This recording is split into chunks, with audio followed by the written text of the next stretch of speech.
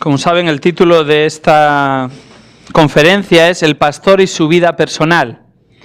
Y tienen todos los apuntes, si a algunos le faltan, probablemente Armida les puede facilitar alguna copia. Y vemos que en esta tarde vamos a ver principalmente dentro de la vida personal del pastor, y por extensión esto sería aplicable al Hijo de Dios también, con otra aplicación.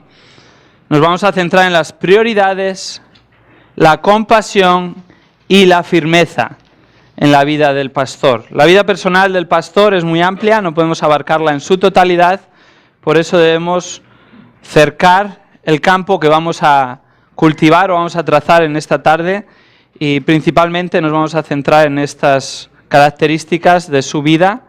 En primer lugar, sus prioridades, y posteriormente, como parte de su carácter, la compasión y firmeza. Si tienen los apuntes, ven que son unos apuntes que están elaborados con el fin de que ustedes se lleven la mayor información posible de esta conferencia.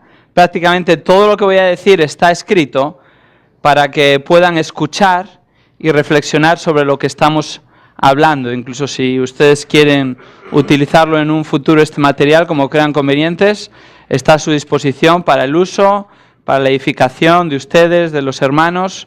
Simplemente vamos a ser honestos y dar el crédito adecuado y usarlo de una manera que honra al Señor. Pero por lo demás pueden utilizarlo para su beneficio y el beneficio de los demás. Vamos a orar si les parece y empezamos con el tiempo juntos. Señor, venimos ante ti agradecidos porque tú eres Dios y nosotros no. Y reconocemos nuestra incapacidad, nuestras limitaciones. Sabemos que en nuestra propia sabiduría nada podemos llegar a concluir con certeza, y es por eso que necesitamos que Dios, el creador del universo, se revele a nosotros. Y tú lo hiciste, Señor. Lo hiciste por medio de tu palabra. Y lo hiciste por medio de tu Hijo, Jesucristo, viviendo en esta tierra, nuestro Salvador. Señor, que ha cambiado nuestras vidas. Y ahora lo que antes parecía locura, ahora es sabiduría para nosotros. Ayúdanos a someternos a tu palabra, a seguir tu modelo, tus prioridades y la manera en la que tú lidiabas y tratabas con las personas, para tu gloria, para que tú seas exaltado junto con tu Hijo y el Espíritu Santo, el Dios Trino. Esto oramos en el nombre de Jesús. Amén. En muchas ocasiones el ministerio, al igual que la vida cristiana, es cuestión de prioridades. ¿No es así?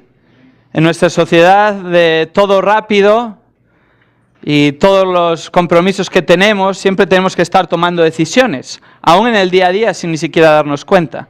Y al final, aquello que realizamos, sea consciente o inconscientemente, está determinando cuál es nuestra prioridad. En esta tarde vamos a ver que hubo unas prioridades en el ministerio de Jesús en esta tierra que deberían de ser nuestras prioridades igualmente, independientemente de nuestras circunstancias. Especialmente si te dedicas al ministerio y eres un pastor, deberías de tener las mismas prioridades que tuvo el Señor Jesucristo.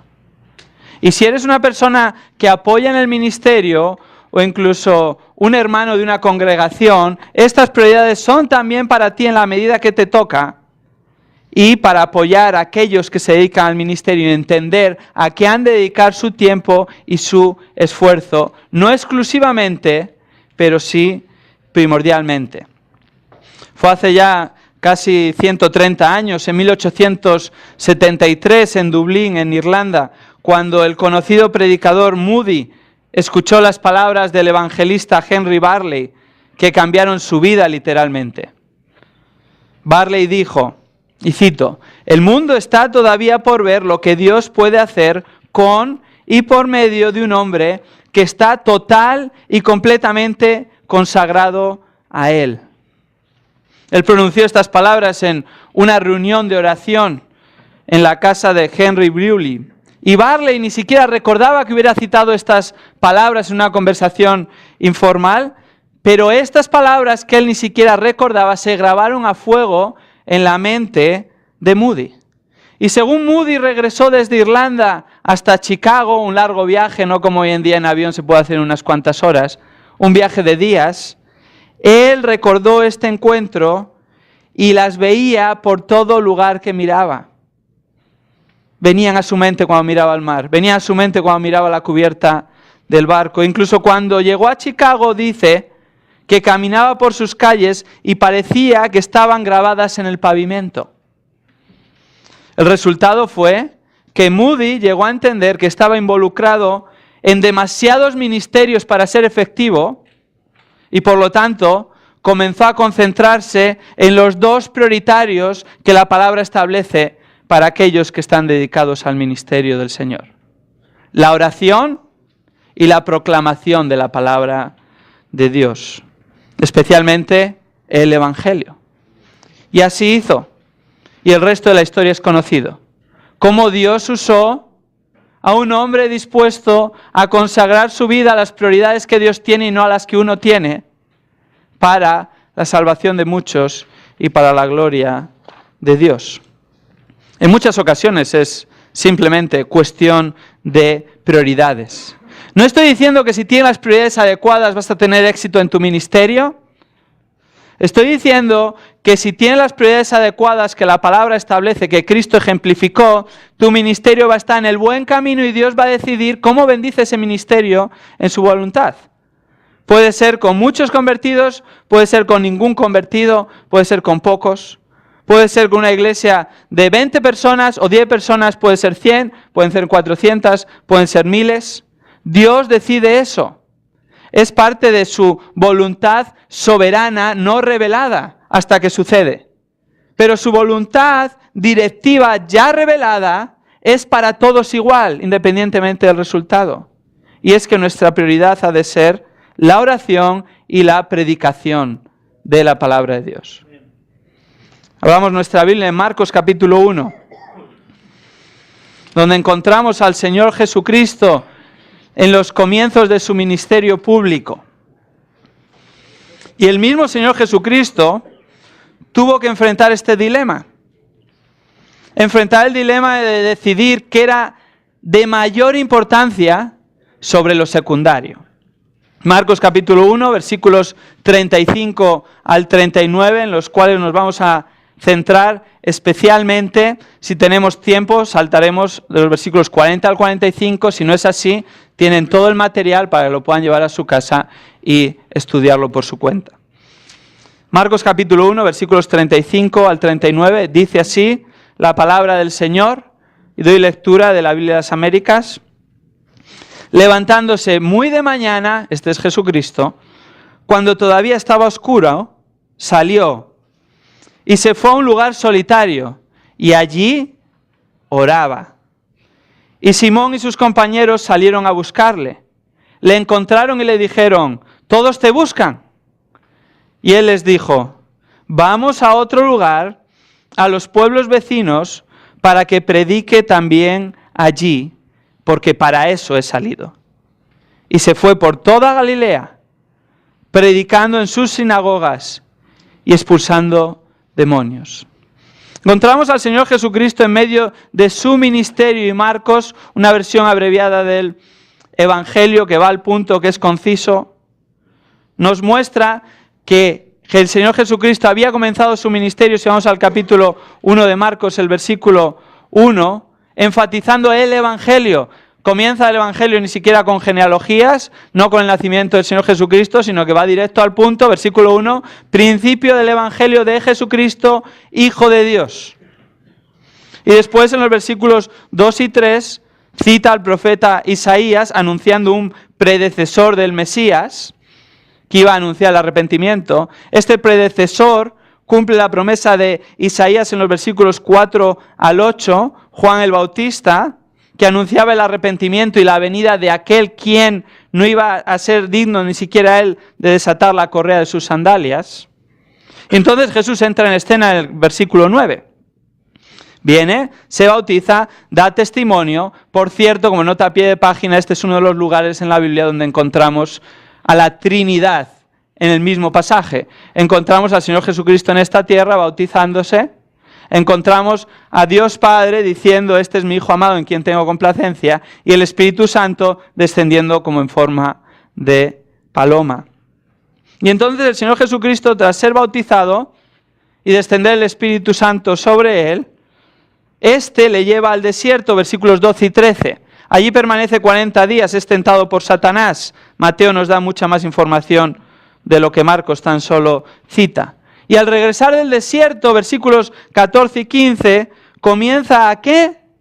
Fijémonos, el versículo 14. Vino proclamando el Evangelio de Dios. Y nos dice el contenido de esa proclamación del Evangelio, versículo 15. Sus palabras concretas fueron: arrepentíos y creed en el Evangelio. Llama a 4 discípulos a seguirle, 2 pares de hermanos, Simón y Andrés, Jacobo y Juan, versículos 16 al 20. Todos juntos van a la sinagoga y allí comienza a enseñar. Y era tal su enseñanza que todos quedaron asombrados, porque hablaba como alguien que tenía autoridad. ¿Por qué era esto? Ellos estaban acostumbrados a los escribas. Los escribas normalmente son puestos como los malos de la película y muchas veces incluso caricaturizados. Pero en realidad los escribas eran la crème de aquel tiempo en el mundo religioso. Eran los que más sabían de la Torá, eran los que más sabían de la Misná, los comentarios acerca de la Torá y los profetas y los salmos. Eran aquellos que eran respetados religiosamente hasta tal punto que cuando entraba uno por la puerta les cedían los primeros lugares y la gente se levantaba. Cuando iban por las calles y te cruzabas tenías que saludarles dándoles honor. Y ellos eran los que principalmente llevaban el ministerio de la enseñanza en las sinagogas. La gente común y corriente estaba acostumbrada a escuchar a los escribas disertar de manera magistral, con gran oratoria, pero ¿qué era el problema? Sabiduría humana. Y por eso las multitudes cuando escuchan al Señor Jesucristo dicen, este habla como alguien que tiene autoridad. Porque ¿quién era el Señor Jesucristo? Marcos capítulo 1, versículo 1, el Hijo de Dios, Dios hecho hombre, y toda palabra que salía de su boca era palabra de Dios, de la cual habían estado tan alejados durante tanto tiempo los escribas. Y ahí había autoridad. Y se asombraban. Y no solo se asombraban, sino que la palabra de Dios tiene poder. ¿Cómo vemos que tenía poder? Vemos más adelante que sin que Jesús se dirija directamente a la persona que tenía un demonio en ella, él, al escuchar exponer la verdad de Dios, reacciona. ¿Y qué hace? ¿Qué tienes con nosotros? ¿Has venido a destruirnos? Yo sé quién eres. ¿Quién es? El Santo de Dios. Jesús no le había dicho nada. Jesús no había dicho, tú mira, sal de él. ¿Qué pasaba? Había estado expuesto a la verdad de la palabra de Dios, que salía de la boca de Dios hecho hombre. Y es curioso porque aquel demonio, que era un judío, en realidad, un endemoniado judío, como judío tenía que ir todos los sábados, el sábado, a la sinagoga. Esto no es que aparece un día. Todos los judíos tenían que ir a la sinagoga. Y este judío endemoniado había pasado desapercibido, sentado cómodamente en la sinagoga, escuchando sabiduría humana, contento de que eso fuera lo que se proclamaba y no la palabra de Dios.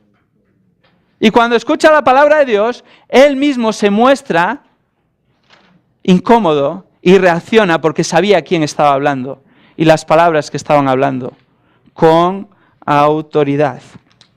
Sin respiro van a la casa de Simón, probablemente a comer y descansar tras la sinagoga, versículos 29 al 34, y ante el Señor Jesucristo se despliegan 2 ocasiones para mostrar su poder. La suegra de Simón, como bien sabemos, estaba enferma, con fiebre muy alta, Jesús la sana, y tras sanarla, la voz se corre y le traen, tras la conclusión del día de reposo al anochecer, para no ir en contra de las leyes judías, a todos los enfermos y endemoniados de la zona, y Jesús vuelve a mostrar su poder. Y ahora llegamos a estos versículos, que nos muestran una de las marcas del ministerio de Jesús en esta tierra. sus prioridades. Y sus prioridades fueron la oración y la proclamación de la palabra de Dios, especialmente el Evangelio. Y si observamos detenidamente a lo largo de todo el Evangelio de Marcos, lo vas a ver en cada lugar. Simplemente en muchas ocasiones no prestamos la suficiente atención y nos dejamos deslumbrar por los milagros y por los demonios y por las multitudes y por personas que andaban sobre el agua y por grandes hechos que captan nuestra atención. Pero si miramos con exactitud y con cuidado, vemos que prácticamente en cada episodio Jesús llegaba a un lugar y empezaba a enseñar. Y según empezaba a enseñar, surgía alguna circunstancia que él lidiaba con ella, pero esa no era su prioridad. Su prioridad era la oración y la predicación. Y para llevar a cabo estas prioridades, tuvo que tomar decisiones. Y es lo que vemos aquí. En primer lugar, su prioridad era la oración. Dice el versículo 35, Marcos 1, 35. Levantándose muy de mañana, cuando todavía estaba oscuro, salió y se fue a un lugar solitario y allí oraba. Desde luego que oraba, pero Jesús tuvo que tomar varias decisiones para llevar a cabo su prioridad. El texto dice que se levantó muy de mañana cuando todavía estaba oscuro. Encontramos de nuevo, al igual que en el 1.29, un nexo que aparentemente es redundante, pero que en realidad tiene su razón de ser. Porque con esta descripción doble, que aparentemente es redundante, lo que nos está dando Marcos es la exactitud del momento. Él se levantó muy de mañana, es un adverbio en el griego, que describía la última vigilia de la noche. La última vigilia de la noche iba de 3 de la mañana a 6 de la mañana. Y este término, junto al de todavía era muy de noche, nos da a entender que no es que fuese madrugada, sino que todavía era de noche. Jesús se levantó en la última vigilia de la noche, completamente de noche, un buen rato antes de que se hiciese de día. Eso es lo que está diciendo ahí. A pesar de que el día anterior había sido muy ajetreado, muy convulso. Tuvo que levantarse muy de mañana. ¿Por qué? ¿Es más espiritual madrugar? No. No seamos místicos. No hay nada místico en levantarse más pronto por la mañana. Hay gente que se levanta más pronto por la mañana, gente se queda más tarde por la noche, gente que se queda en el medio del día. El punto no es el momento. La cuestión es que tuvo que tomar una decisión de acuerdo a las circunstancias que le rodeaban para llevar a cabo su prioridad. ¿Cuál? La oración. ¿Por qué tuvo que levantarse muy de mañana? Porque si no, como vemos posteriormente, las multitudes iban a volver. No solo a volver, iban a traer a más. Había un efecto llamada. Fijémonos, simplemente había predicado en la sinagoga, en Capernaum, había expulsado a un demonio que ni siquiera buscaba hacerlo, había sanado a la suegra de Pedro de una alta fiebre, pero tampoco aparentemente había sido gran cosa. Y de repente, cuando acaba el día de reposo, todo el mundo está allí. Imagínate después de haber sanado a la mayor parte de los que habían venido, sino a todos, como dice el Evangelio sinóptico en este mismo texto. ¿Cuántos hubieran venido a la mañana siguiente? Jesús lo sabía. Tuvo que tomar la decisión. Tengo que salir de aquí antes de que sea imposible ni siquiera salir por la puerta, porque va a estar todo el mundo ahí fuera esperando que haga milagros, sanidades y expulse demonios. Y esa no es mi prioridad. Mi prioridad es la oración. Y no fue suficiente con levantarse de mañana, porque si se hubiera levantado ni siquiera de mañana, de noche se levantó, y se hubiese quedado en la casa, ¿cuánta gente había en la casa? Recapitulemos, por lo menos, estaba Simón, estaba su mujer, estaba su suegra, estaba su hermano Andrés, Jacobo y Juan, que sepamos, más Jesús. Imagínate cuántas personas. En una casa todos tenemos la experiencia en la que hay varias personas y encima gente de visita. Si uno se levanta, todos ya se levantan. Es imposible hacer nada. Y si empieza a hablar la gente, es imposible buscarte un rincón y realmente dedicarte a algo en profundidad.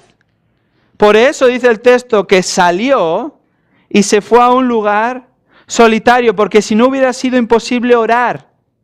Nada místico de nuevo con ir a un lugar solitario. Encontramos a lo largo de la Biblia cómo Jesús oró en varios lugares. Oró en lugares solitarios, oró en el monte, oró de noche, oró bien de mañana, oró durante el día. A lo largo de la Biblia encontramos descripciones de personas orando de pie, orando sentados, orando tumbados, orando caminando. Tantas veces somos tan legalistas con la forma y perdemos el fondo, que es orar. ¿Cuándo? En el mejor momento del día para ti. Y no siempre es el mismo momento. A veces las circunstancias cambian. Y tenemos que continuamente evaluar cuándo es el mejor momento para dedicarlo a la prioridad, que es la oración. Depende cómo sea tu caso. Si tienes niños pequeños a tu alrededor, si tienes visitas, si tienes familia, que quiere tu atención, si te quedas en un lugar. Tal vez necesitan tu atención a primera hora de la mañana, pues tienes que llevarles al colegio, tienes que hacer algo. Bueno, tienes que buscar otro momento. Cada uno puede encontrar el mejor momento, pero todos debemos de poner como prioritario la oración. El Señor Jesucristo tomó decisiones para que esto fuera prioritario. No solo dijo, ¿sabes? Mi prioridad es la oración, sino que tomó decisiones. Se levantó muy de mañana porque en ese caso era lo necesario, se fue a un lugar solitario, eremos. La misma palabra que se usa para describir el lugar del ministerio de Juan el Bautista en Marcos 1:4, dice, apareció en el desierto predicando, eremos. Igualmente, cuando Jesús se apartó por 40 días llevado por el Espíritu, en Marcos 1:12 dice que fue al eremos, desierto. Ahora, esta palabra no solo significa desierto, significa en general lugar inhabitado. Se fue a las cercanías de Capernaum, no sabemos con certeza si a un lugar totalmente desierto, pero sí con seguridad era un lugar inhabitado para que nadie le pudiese interrumpir de su prioridad, la oración. Ahora, permíteme que vuelva a repetir que no hay nada místico en el hecho de levantarse muy temprano, ni hay nada místico en el hecho de irse a un lugar solitario. La oración es lo que está enfatizando este texto. El lugar y el tiempo depende de tus circunstancias personales en cada momento de la vida. Él se apartó y se levantó de noche. El texto nos dice, ¿para qué? Para orar. Dice, allí oraba. Hay varias palabras en el Nuevo Testamento que se utilizan para la oración. Y normalmente nosotros solemos tener una idea de la oración, o por lo menos la práctica de la oración, en términos tales como intercesión o peticiones. Hay palabras para eso en el griego. Aquí no utiliza ninguna de esas palabras, utiliza proseukomai. No hay intercesión, no hay petición, sino búsqueda consciente del alma de intimidad con Dios y deseo de Él. Se apartó para estar con su Padre, para tener comunión con Él, no para pedir nada, no para pedir por otros. Se apartó buscando un momento de intimidad, de comunión cercana y significativa, de refresco con su Padre celestial. Y esto no es un episodio aislado, sino que a lo largo de los evangelios encontramos que recurrentemente sucede y le da tremenda importancia y prioridad en la vida y ministerio de Cristo en esta tierra. Simplemente si pasamos unas páginas en nuestra Biblia, en Marcos capítulo 6, tras la alimentación de los 5.000 y antes de que Jesús anduviese sobre las aguas, nos dice en el versículo 46, Marcos 6, 46, tras despedir a las multitudes y enviar a los discípulos delante a Betsaida, Él se fue al monte a orar. Lo mismo. Lucas es el evangelio que nos narra más momentos en los que Jesús se apartó a orar. Dos ejemplos. Lucas capítulo 6. Lucas capítulo 6 y versículo 12.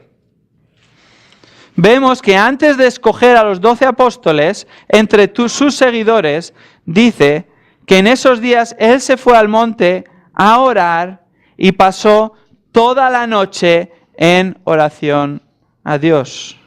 Lucas capítulo 11, unos capítulos más adelante en el Evangelio que más resalta la oración dentro del ministerio de Jesús en esta tierra. Lucas 11:1, tras la visita a Marta y María, afirma que estando Jesús orando en cierto lugar, no importa el lugar, no importa el momento, lo que resalta es la oración. Y tanto Lucas como Marcos narran su oración privada, archiconocida en el jardín de Getsemaní, antes de ser entregado y muerto en la cruz. Y hay bastantes más episodios.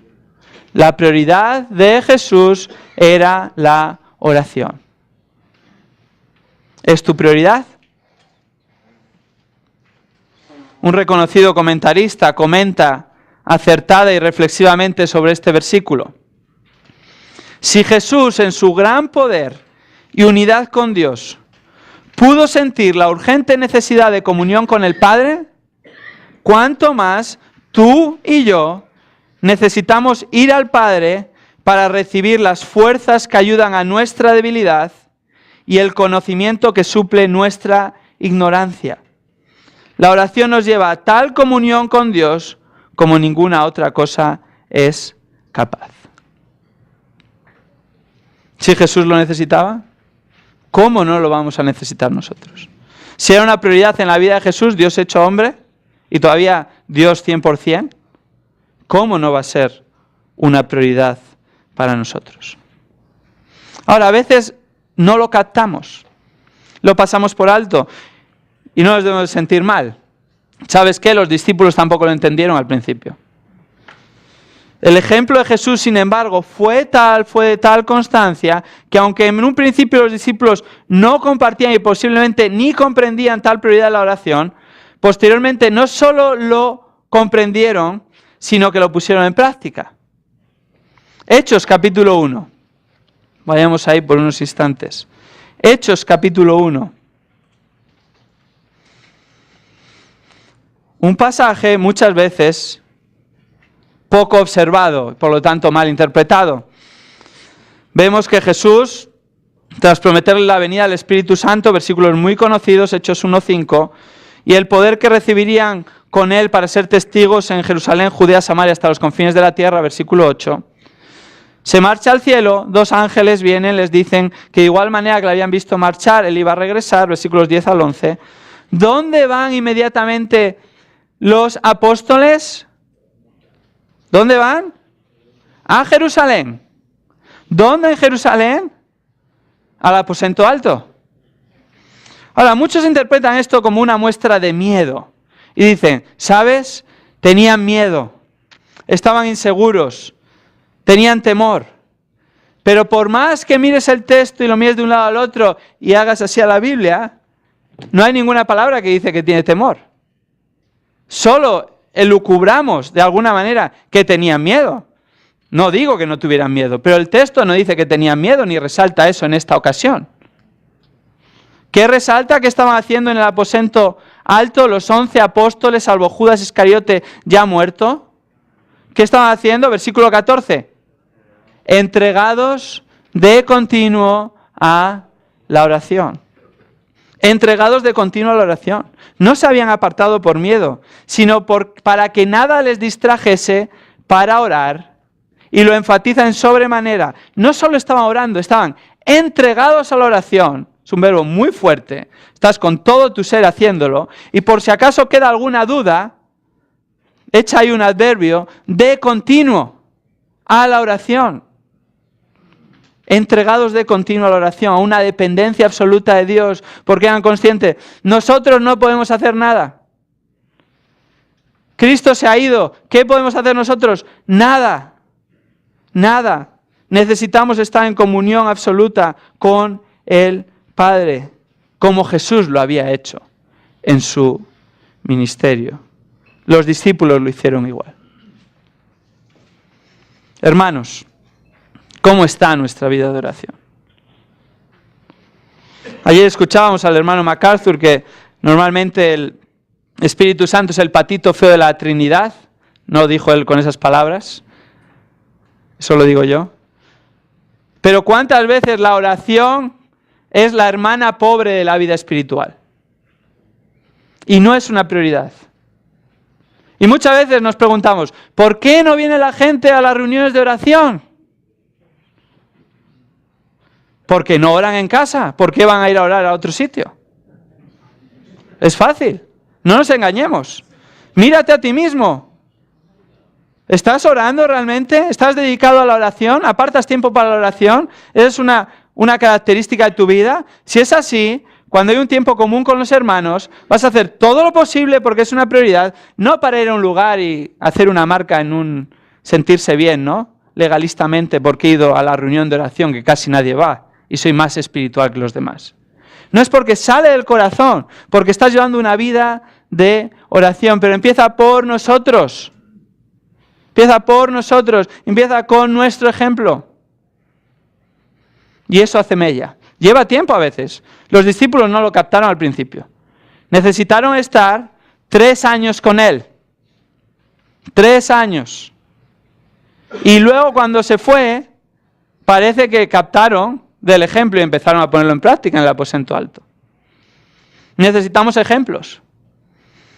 Hace un tiempo viví en casa de un hermano. Y no viví mucho tiempo, viví 1 año. Pero ese hermano se levantaba cada mañana, y aún se levanta hoy en día, y lo primero que hace es orar. Comunión con el Padre. Y ese es un ejemplo que queda en la retina. Un ejemplo a seguir. Ahora, yo tengo que reconocer que la mañana no es el mejor momento de mi día. No hemos de ser legalistas, decir, tienes que levantarte por la mañana a orar. Puedes hacerlo otra vez por la noche o puedes hacerlo al mediodía. Tienes que buscar el mejor momento en el día para ti. Pero muchas veces debemos ser sinceros y reconocer, en ocasiones solo en la mañana, cuando todo el mundo está durmiendo, y tenemos que empezar tal vez a hacer sacrificios, o bien por un lado de la noche o por un lado de la mañana, a cortar nuestras horas de sueño y dedicarnos a la oración. ¿Por qué? Porque es una prioridad. Una prioridad.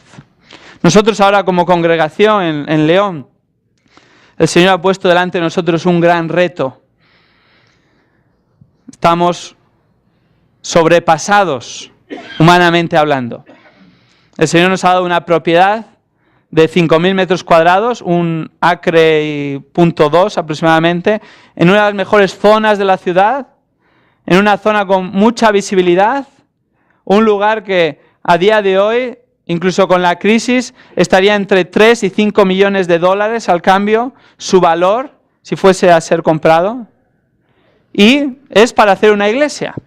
Y el ayuntamiento nos lo ha dado gratis. Ahora, ¿qué podemos hacer? Como humanos enseguida, bueno, a ver, este tiene dinero, ese parece que puede ofrendar, ¿cuánto puedo dar yo? No.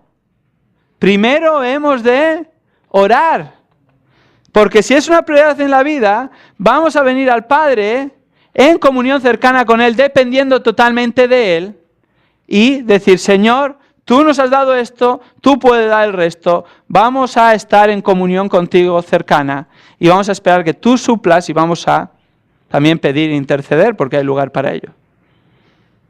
Es prácticamente la primera decisión que tomamos en nuestra iglesia como Consejo de Ancianos. No hacer una campaña de dinero, no mandar información por ahí, sino orar. Y cada domingo nos reunimos antes de que empiece el culto y oramos. No vienen muchos, pero da igual. Con los que vengan, oramos. ¿Por qué? Porque dependemos del Señor. Y el Señor hará lo que le plazca. Pero nosotros tenemos que hacer la prioridad, que es orar. Es lo mismo en nuestro ministerio. En nuestro ministerio hay tantas distracciones en nuestra vida que nos impiden centrarnos en lo prioritario, la oración. ¿Qué haces con las distracciones? ¿Tomas las decisiones adecuadas para poder dedicarte a la oración? ¿O te dejas llevar por el ritmo frenético? ¿Te dejas llevar por lo que dicen los otros? ¿Te dejas llevar porque todo es importante y al final realmente lo importante se vuelve secundario y lo secundario se vuelve prioritario? Hemos de buscar ese momento. El mismo Señor Jesucristo tuvo las mismas distracciones y no más que nosotros. Cambia la forma, pero el fondo es lo mismo. No era necesariamente malo lo que la gente buscaba de Él, pero no era la prioridad. Tantas veces es así en nuestra vida.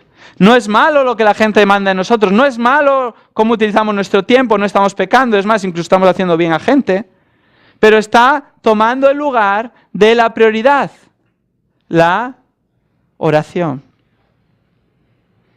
Fijémonos, versículos 36 al 37.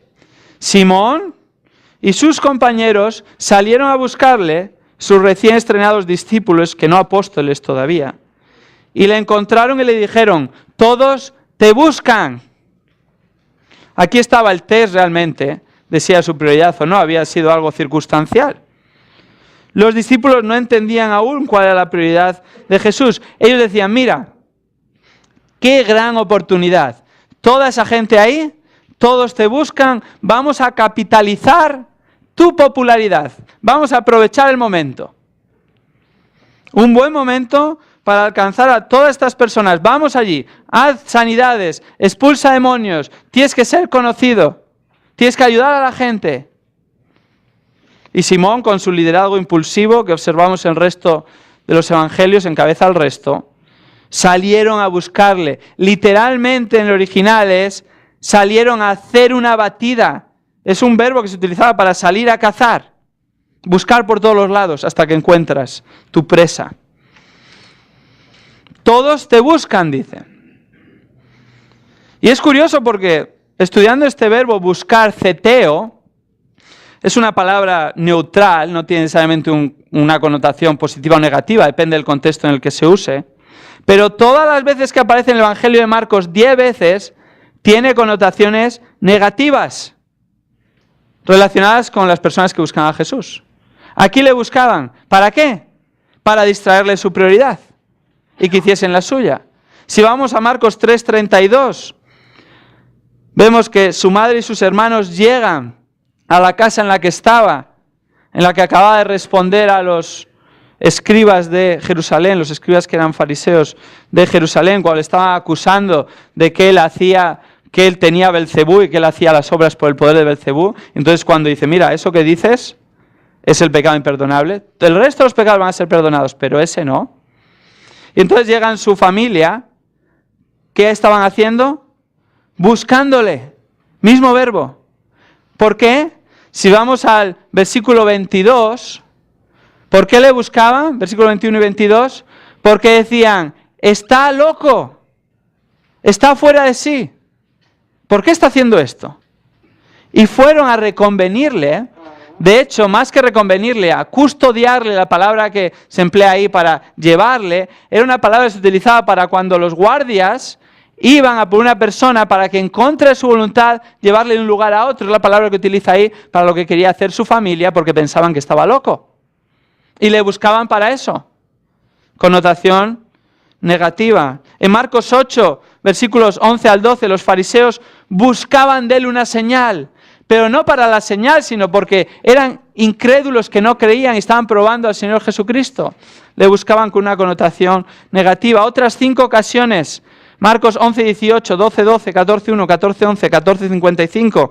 Este verbo aparece para describir que lo buscaban para matarle.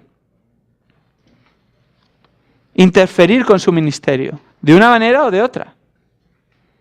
Los discípulos creyeron que Jesús debía de seguir en el activismo y que sus movimientos debían estar regulados por los deseos de las masas, siguiendo lo que era popular en ese momento.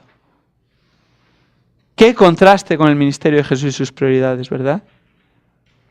Su prioridad no era hacer milagros, su prioridad no era la popularidad, su prioridad no era tener a todos contentos, su prioridad no era seguir la corriente actual. Su prioridad no era satisfacer los deseos de las masas. Su prioridad no era satisfacer los deseos de sus discípulos.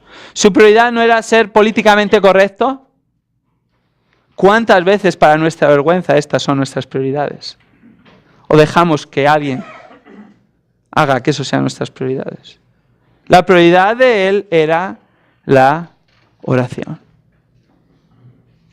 No solo la oración, sino que en segundo lugar, la predicación. La oración y la predicación fueron las prioridades que caracterizaban el ministerio de Jesús en esta tierra. Y para que la predicación fuese una prioridad, también tuvo que tomar decisiones adecuadas para llevarlo a la práctica. Versículo 38. Y él les dijo: vamos a otro lugar, a los pueblos vecinos, para que predique también allí, porque para eso he salido. La primera decisión para llevar a cabo su prioridad, la predicación, conllevó ¿qué? Contradecir a sus discípulos. Los discípulos dicen: ven, vamos a Capernaum. Y él dice: no, vamos a otro lugar. Los discípulos tienen una buena intención, pero una buena intención equivocada que apartaba a Jesús de su ministerio por el que había venido, predicar. Tuvo una segunda decisión que tomar para llevar a cabo su prioridad: ir contracorriente de las multitudes. Ir contracorriente de las multitudes. No hablamos tan solo de manera figurada, sino literal. El versículo dice: vamos a otro lugar, a los pueblos vecinos. ¿Qué hubiera sido lo más sencillo? Ponte en lugar de Cristo. ¿Qué hubiera sido lo más sencillo cuando a ti te sucede en tu ministerio y hay una oportunidad que capitalizar? Lo más sencillo hubiera sido ir a favor de corriente. Y es lo que normalmente nosotros hacemos. O dar a la gente lo que piden. O tratar de satisfacer a las personas a nuestro alrededor. Sin embargo, Jesús tomó la decisión difícil, pues tenía clara su prioridad. Fue contracorriente, les dice: vayamos ¿a dónde? A los pueblos vecinos. Es interesante esta palabra. Un hapax legómena que solo se utiliza aquí en el Nuevo Testamento. No usa la palabra común para ciudad, polis, ni la común para pueblo, como, sino que une las dos, comópolis, para describir ciudades y pueblos, ambos importantes y menos importantes, alrededor de Capernaum y a lo largo de toda Galilea. Les está diciendo: vayamos a cualquier otro lugar menos Capernaum. El tamaño no importa. No importa si hay mucha gente en la sinagoga o hay poca gente. Lo mínimo para una sinagoga es que hubiera 10 hombres. No importa, vayamos a otros lugares.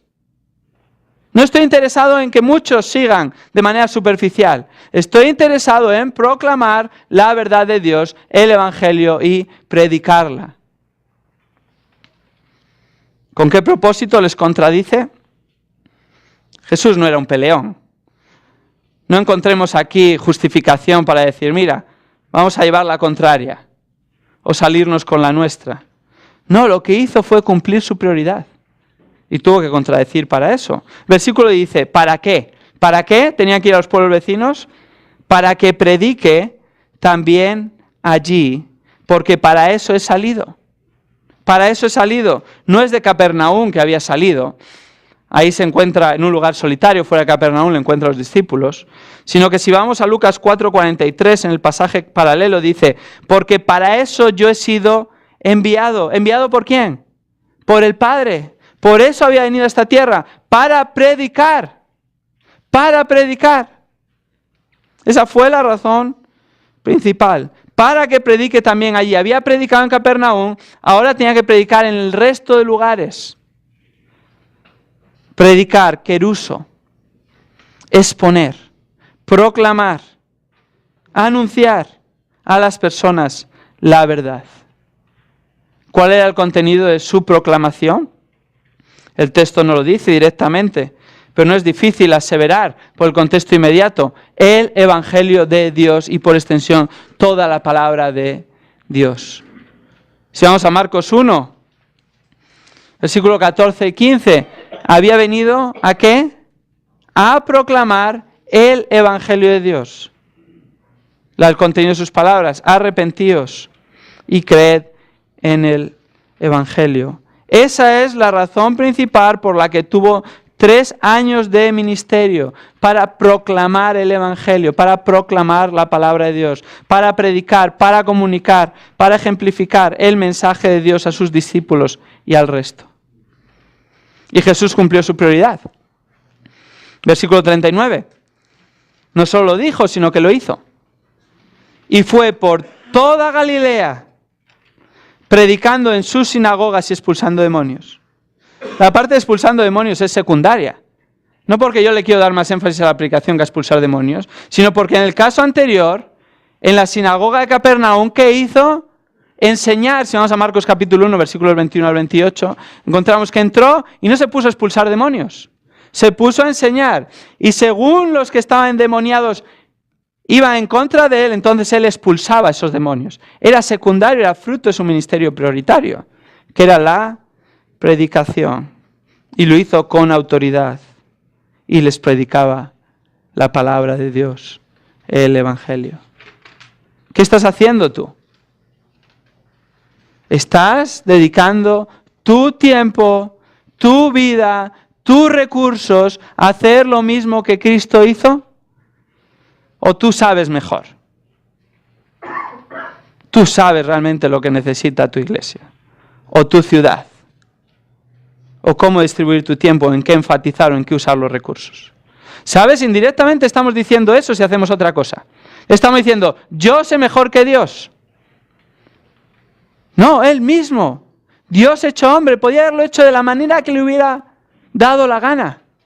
Y decidió hacerlo por medio de la predicación de la palabra de Dios y del Evangelio.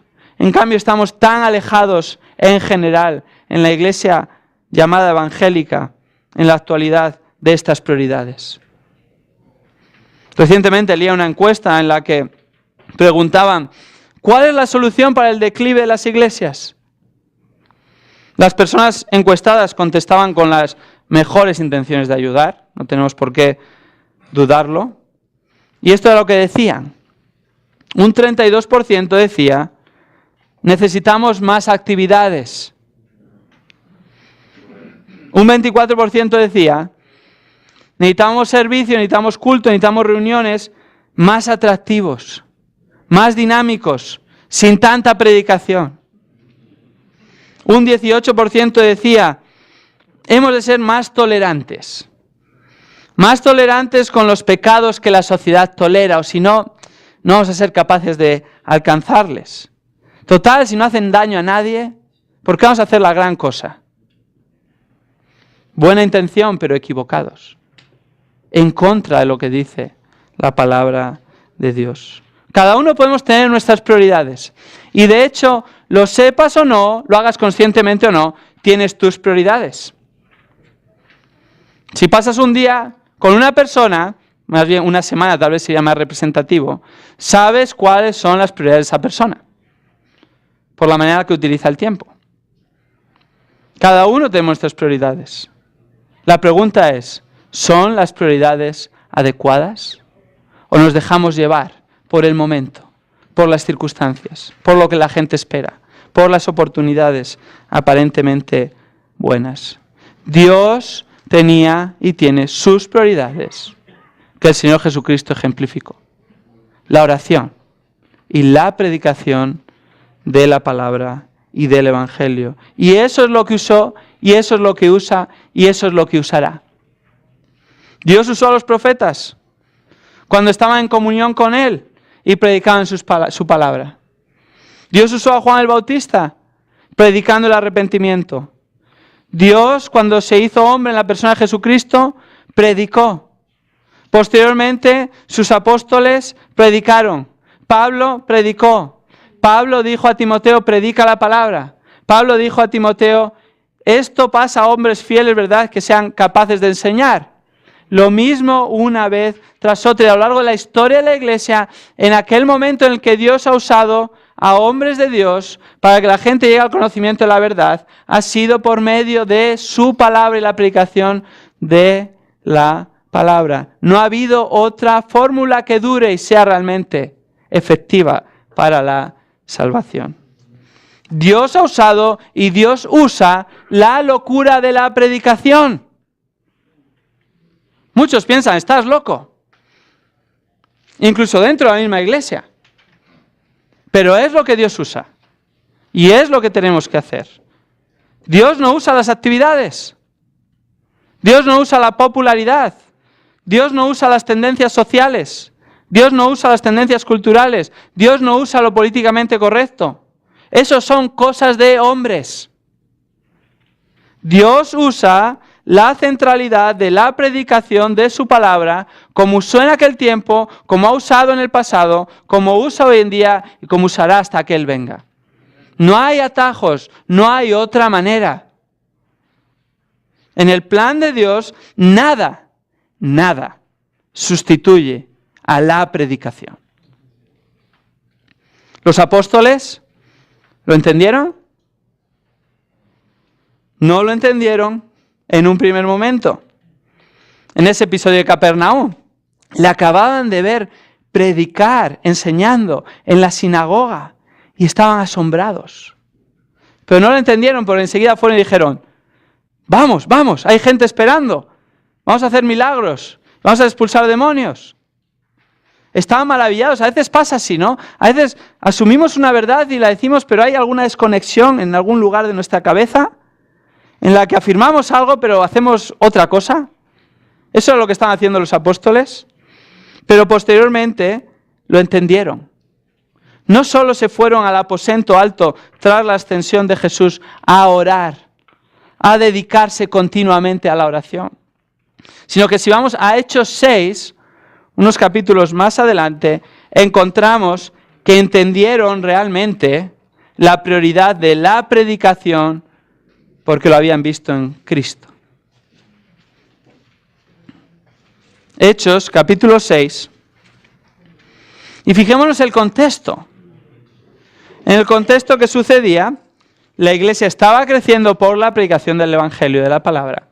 Y entonces empezaba a haber más necesidades buenas. Había más viudas, que la palabra llama a cuidar de ellas. Pero este aumento en el número de viudas estaba quitando a los apóstoles de su prioridad. Lo habían estado haciendo hasta ese momento. No es que no podamos hacer otra cosa que predicar y orar. Pero nada de tomar el lugar prioritario de la predicación y la oración para aquella persona que está dedicada al servicio de Dios. Y ellos tuvieron este conflicto. Tenían que decidir entre lo bueno y lo prioritario. ¿Qué hicieron?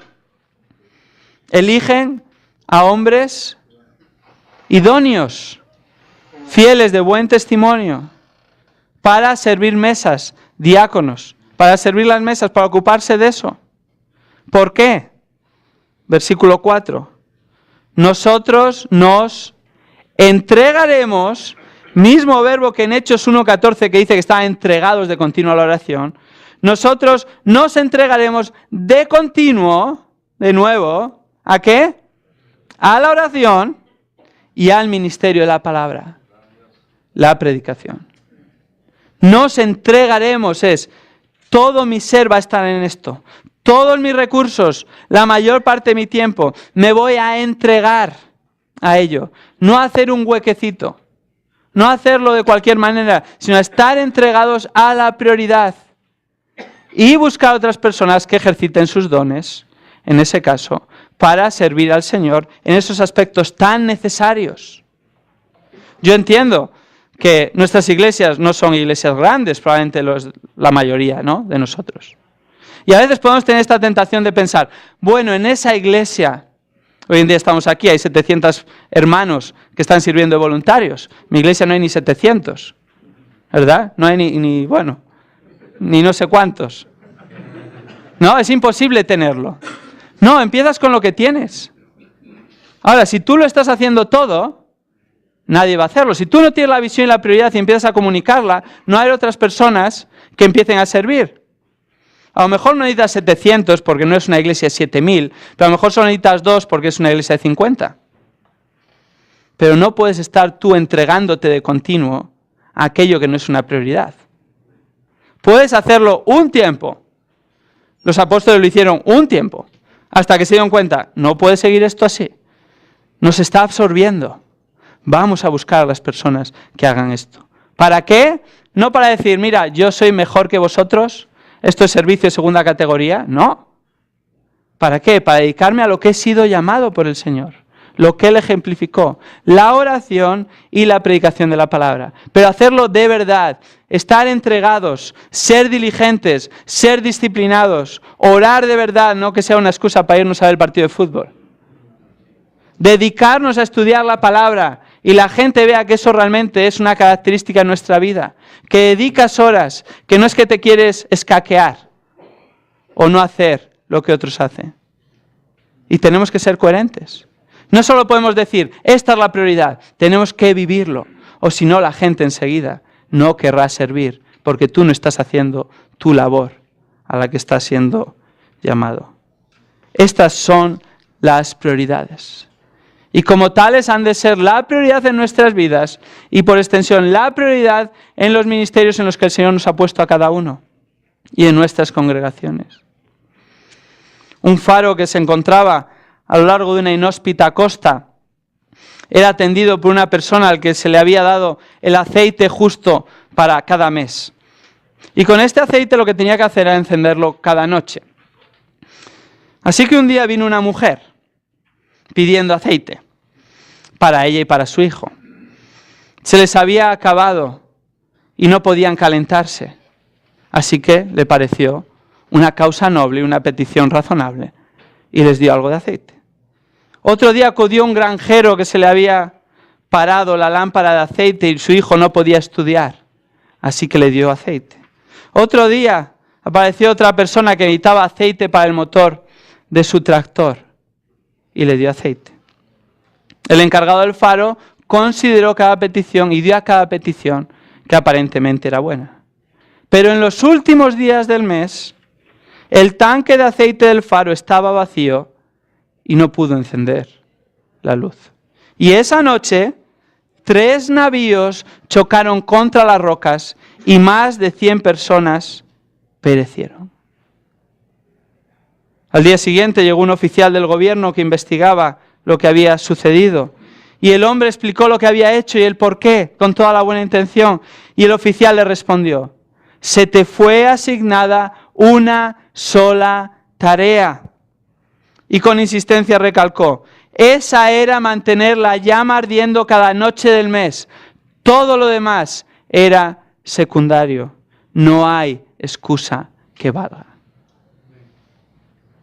Ojalá que el Señor, que discernió entre lo secundario y lo prioritario, cuando lleguemos ante su presencia, no nos tenga que decir, ¿te has ocupado en lo prioritario o en lo secundario? Porque no va a haber excusa que valga, porque Él lo dejó bien claro, y Él lo ejemplificó, y Él lo ordena en su palabra, y hemos de hacer nuestras sus prioridades. Vamos a orar.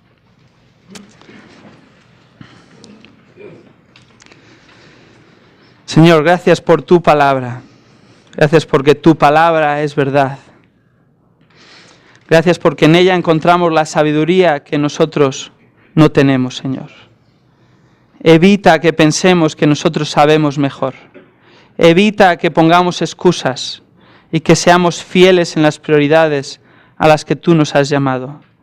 No solo tú nos has llamado, sino que tú ejemplificaste, Señor. Ayúdanos a abrir nuestros ojos. Ayúdanos a ponerlas en práctica, para tu gloria, para la gloria de tu Hijo Jesucristo, para exponer a muchos al mensaje de salvación precioso, para que tu iglesia crezca en la semejanza de Cristo. Ayúdanos a hacerlo para tu gloria, Señor, y a tomar las decisiones adecuadas para que las prioridades estén en su lugar, te honren y sean una bendición para aquellos a nuestro alrededor. Esto oramos en nombre del Señor Jesucristo. Y reconocemos nuestra incapacidad, nuestras limitaciones. Sabemos que en nuestra propia sabiduría nada podemos llegar a concluir con certeza. Y es por eso que necesitamos que Dios, el Creador del universo, se revele a nosotros. Y tú lo hiciste, Señor. Lo hiciste por medio de tu palabra. Y lo hiciste por medio de tu Hijo, Jesucristo, viviendo en esta tierra, nuestro Salvador, Señor, que ha cambiado nuestras vidas. Y ahora lo que antes parecía locura, ahora es sabiduría para nosotros. Ayúdanos a someternos a tu palabra, a seguir tu modelo, tus prioridades y la manera en la que tú lidiabas y tratabas con las personas, para tu gloria, para que tú seas exaltado junto con tu Hijo y el Espíritu Santo, el Dios Trino. Esto oramos en el nombre de Jesús. Amén.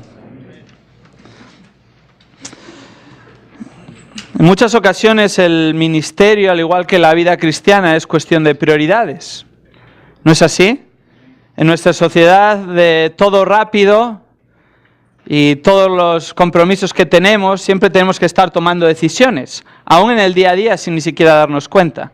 Y al final, aquello que realizamos, sea consciente o inconscientemente, está determinando cuál es nuestra prioridad. En esta tarde vamos a ver que hubo unas prioridades en el ministerio de Jesús en esta tierra que deberían de ser nuestras prioridades igualmente, independientemente de nuestras circunstancias. Especialmente si te dedicas al ministerio y eres un pastor, deberías de tener las mismas prioridades que tuvo el Señor Jesucristo. Y si eres una persona que apoya en el ministerio o incluso un hermano de una congregación, estas prioridades son también para ti en la medida que te toca y para apoyar a aquellos que se dedican al ministerio y entender a qué han de dedicar su tiempo y su esfuerzo, no exclusivamente, pero sí primordialmente. Fue hace ya casi 130 años, en 1873, en Dublín, en Irlanda, cuando el conocido predicador Moody escuchó las palabras del evangelista Henry Barley, que cambiaron su vida literalmente. Barley dijo, y cito, «El mundo está todavía por ver lo que Dios puede hacer con y por medio de un hombre que está total y completamente consagrado a Él». Él pronunció estas palabras en una reunión de oración en la casa de Henry Bewley. Y Barley ni siquiera recordaba que hubiera citado estas palabras en una conversación informal, pero estas palabras que él ni siquiera recordaba se grabaron a fuego en la mente de Moody. Y según Moody regresó desde Irlanda hasta Chicago, un largo viaje, no como hoy en día en avión se puede hacer en unas cuantas horas, un viaje de días, él recordó este encuentro y las veía por todo lugar que miraba. Venían a su mente cuando miraba al mar, venían a su mente cuando miraba la cubierta del barco. Incluso cuando llegó a Chicago dice que caminaba por sus calles y parecía que estaban grabadas en el pavimento. El resultado fue que Moody llegó a entender que estaba involucrado en demasiados ministerios para ser efectivo y por lo tanto comenzó a concentrarse. Como saben, el título de esta conferencia es El pastor y su vida personal. Y tienen todos los apuntes, si a algunos le faltan, probablemente Armida les puede facilitar alguna copia. Y vemos que en esta tarde vamos a ver principalmente dentro de la vida personal del pastor, y por extensión esto sería aplicable al Hijo de Dios también, con otra aplicación. Nos vamos a centrar en las prioridades, la compasión y la firmeza en la vida del pastor. La vida personal del pastor es muy amplia, no podemos abarcarla en su totalidad, por eso debemos cercar el campo que vamos a cultivar o vamos a trazar en esta tarde y principalmente nos vamos a centrar en estas características de su vida. En primer lugar, sus prioridades y posteriormente, como parte de su carácter, la compasión y firmeza. Si tienen los apuntes, ven que son unos apuntes que están elaborados con el fin de que ustedes se lleven la mayor información posible de esta conferencia. Prácticamente todo lo que voy a decir está escrito para que puedan escuchar y reflexionar sobre lo que estamos hablando. Incluso si ustedes quieren utilizarlo en un futuro este material como crean convenientes, está a su disposición para el uso, para la edificación de ustedes, de los hermanos. Simplemente vamos a ser honestos y dar el crédito adecuado y usarlo de una manera que honra al Señor. Pero por lo demás pueden utilizarlo para su beneficio y el beneficio de los demás. Vamos a orar si les parece y empezamos con el tiempo juntos. Señor, venimos ante ti agradecidos porque tú eres Dios y nosotros no, secundario. Marcos capítulo 1, versículos 35 al 39, en los cuales nos vamos a centrar especialmente. Si tenemos tiempo, saltaremos de los versículos 40 al 45. Si no es así, tienen todo el material para que lo puedan llevar a su casa y estudiarlo por su cuenta.